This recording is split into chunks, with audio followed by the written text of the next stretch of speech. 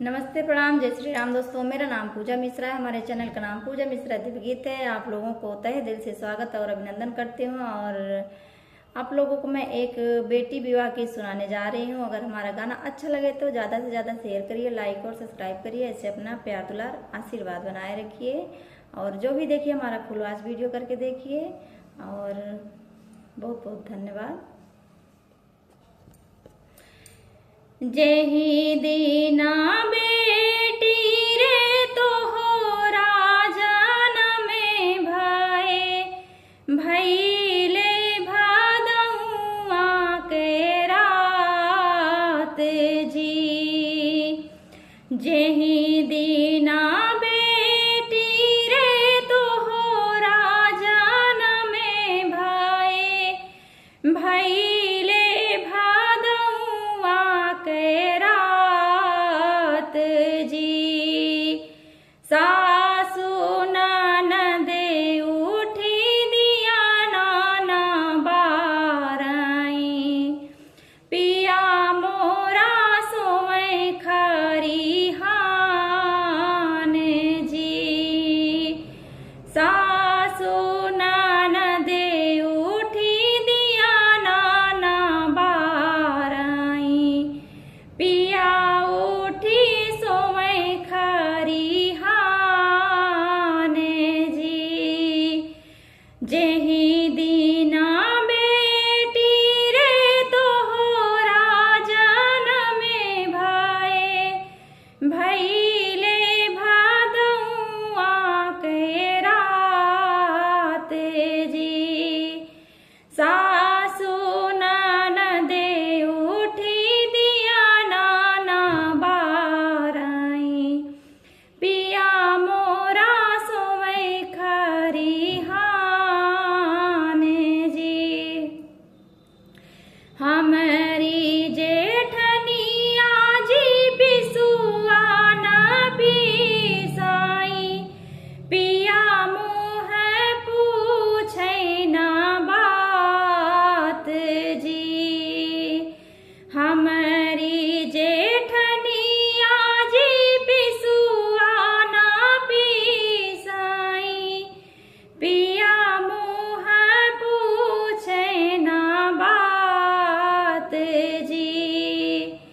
हमारी जेठनिया न पिसुआ न पिसाई, पिया मुँह पूछे न बात जी।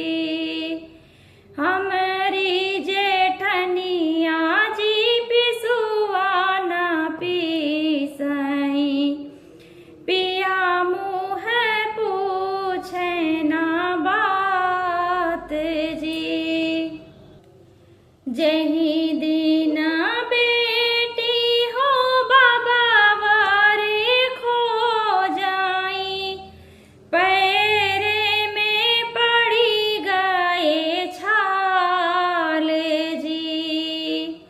जेहि दीना बेटी हो बाबा वारे खो जाई, पैर में पड़ गए छाल जी। जेहि दीना बेटी मोरी तोहाँ का विदा करे, घरे मोरा होई गए सुन जी।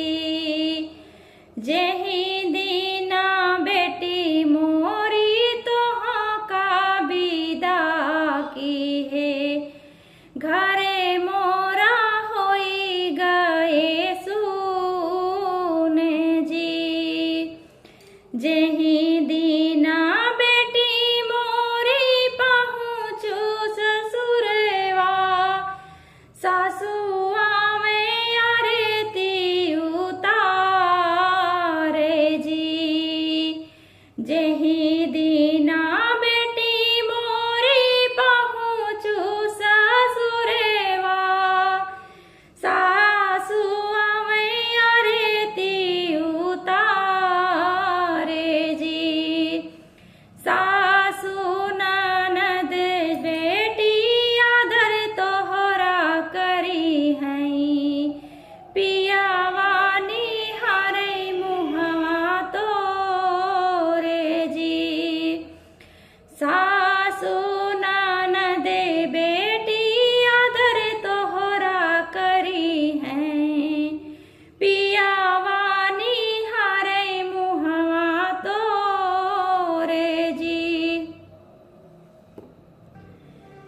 जेहि दीना बेटी मोरी तोहरा जनमे भये, भइले भादउआ के रात जी।